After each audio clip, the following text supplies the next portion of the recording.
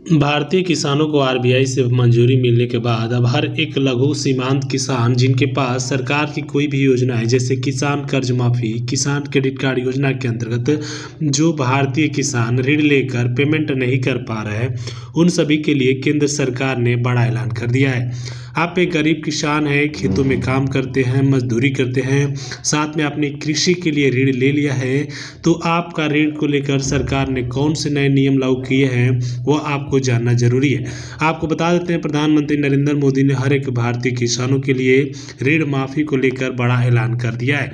बहुत से ऐसे लघु सीमांत किसान हैं जो अपने ऋण का पेमेंट इसलिए नहीं कर पाते हैं क्योंकि उनको नहीं पता है कि ऋण माफ़ी का फॉर्म कैसे भरना है। लेकिन वहीं पे लघु सीमांत किसान हैं जो फॉर्म को भर लेते हैं, आवेदन कर देते हैं, लेकिन बहुत से किसान अपने ऋण का माफ़ी नहीं करा पाते हैं। उन्हीं सभी किसानों में से अगर आपने भी अपने ऋण का पेमेंट नहीं कर पा रहे हैं तो एक एक जानकारी हम आपको आज की इस वीडियो के माध्यम से देंगे, जिससे कि आप सभी लोग अपने ऋण को माफ़ी करा सके। तो चलिए जानते हैं ऋण माफ़ी के लिए कौन कौन से डॉक्यूमेंट जरूरी है, कैसे आवेदन करना है, कौन से वो फॉर्म जरूरी है जिसके अंतर्गत आप आवेदन कर अपने ऋण को माफ़ करा सकते हैं। इससे पहले आप हमारे YouTube channel new government news को सब्सक्राइब नहीं किया है तो सब्सक्राइब करके घंटे के बटन को दबाएं, जिससे कि आने वाली तमाम लेटेस्ट वीडियो सबसे पहले आप सभी को देखने को मिले। केंद्र सरकार की योजना में हर एक मध्यम लघु सीमांत किसानों को ध्यान में रखा गया है जो खेतों में काम करते हैं, जिनके पास सरकार की कोई भी योजनाएं नहीं पहुंच पाती है। सरकार ने टोटल 2500 करोड़ रुपए की बजट के माध्यम से यह योजना तैयार की है, जिसमें हमारे भारत के सभी किसानों को शामिल किया जाएगा। लेकिन बहुत से लघु सीमांत किसान हैं जो गांव में रहते हैं, जिनको जानकारी नहीं हो पाती है और वह अपने इस फॉर्म को भी नहीं भर पाते हैं। तो सबसे पहले हम आपको बताते हैं कि इस फॉर्म को भरने के लिए आपके पास खुद का एक आधार कार्ड होना अति आवश्यक है, साथ में पैन कार्ड, निवास प्रमाण पत्र और जिस बैंक से आपने ऋण लिया है उसकी एक कागजात फोटोकॉपी होना अति आवश्यक है। तभी आप इस योजना के अंतर्गत आवेदन करके अपने ऋण को माफ़ करा पाएंगे। सरकार ने यह भी ऐलान किया कि बहुत से ऐसे परिवार हैं जिनकी हालत इसलिए ख़राब हो चुकी है क्योंकि उन्होंने ऋण लिया था, समय पे पेमेंट नहीं कर पाए थे और सरकार द्वारा उन सभी के वस्तुओं को भी नीलामी का फैसला लिया गया था। लेकिन आपको जानकर हैरानी होगी कि केंद्र सरकार इन सभी योजनाओं को ऋण माफ़ी के साथ साथ हर एक मध्यम लघु सीमांत किसानों का समस्त ऋण माफ़ कर देगी अगर वह सही से फॉर्म को अप्लाई करे।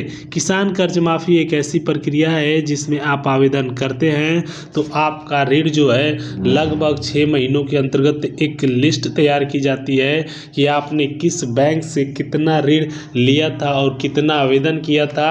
इन सभी की पूरी प्रोसेस तैयार करने के बाद आप सभी का केंद्र सरकार द्वारा ऋण माफ़ करने का ऐलान किया जाता है। तो इसलिए किसान भाइयों सबसे ज़्यादा ज़रूरी है कि आपने जो भी फॉर्म भरा है उसकी एक फ़ोटोकॉपी आप ज़रूर अपने पास रखें, क्योंकि जब आपका वेरीफाई किया जाएगा तब आपको उसमें दिखाना पड़ेगा कि इस बैंक से आपने इतना ऋण लिया था और जो कि पेमेंट ना हो पाया या तमाम कारण उन सभी को उसमें आपको शो करना पड़ेगा। तो ये सारी प्रक्रिया है जिसके अंतर्गत आपको उसमें दिखाना पड़ता है। चलिए बात करते हैं किसान कर्ज माफ़ी के अलावा और कौन कौन सी योजना है जो भारतीय किसानों के लिए सबसे ज़्यादा ज़रूरी है। सबसे पहले किसान कर्ज माफ़ी के अंतर्गत आपको किसान सम्मान निधि योजना का भी फॉर्म भरना है। किसान सम्मान निधि योजना, साथ में पीएम आवास योजना 2023 इसकी भी फॉर्म अप्लाई करनी है। इसकी लिस्ट आने वाली है, इसमें आपको पूरी तरीके से इस फॉर्म को सही से आपको उसमें डालना है फॉर्म को।